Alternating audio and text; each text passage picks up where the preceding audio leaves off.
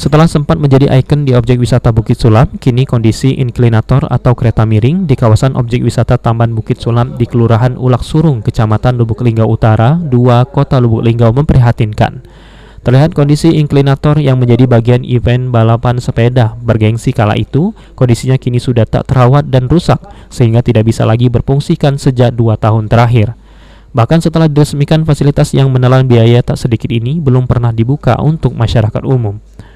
Arif, salah seorang pengunjung, mengaku sangat berharap inklinator ini bisa segera diperbaiki sehingga dapat kembali menjadi daya tarik warga berwisata ke Bukit Sulam, terutama untuk menikmati keindahan alam maupun suasana kota Lubuk Linggau dari ketinggian.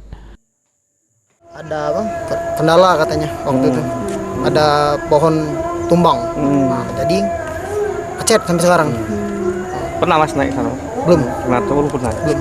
Jadi selama diresmikan belum pernah? Belum. Pengennya gitu, Mas? Ya, berbaik lagi karena itu potensi untuk wisata Kota Lubuk Linggau, khususnya wisatawan yang datang ke Lubuk Linggau kan bisa lihat Kota Lubuk Linggau dari atas. Sementara itu, pengelola objek wisata Bukit Sulam mengakui jika kerusakan kereta miring diakibatkan adanya pencurian kabel oleh oknum dan juga oleh monyet, sehingga untuk mengaktifkan kembali perlu dilakukan perbaikan yang membutuhkan dana berkisar 300 juta rupiah.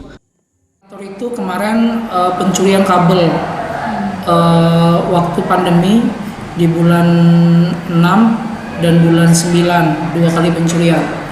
Jadi itu masih harus diperbaiki. Bukan hanya pencurian, kemudian rusak-rusak yang diakibatkan oleh monyet juga. Monyet itu cube inklinatornya itu banyak rusak. Kira-kira kalau misal butuh diperbaiki butuh berapa banyak itu lagi biaya? 2 shelter itu kalau tahun kemarin itu di angka 300 jutaan. Tri Hajaria, PAL TV.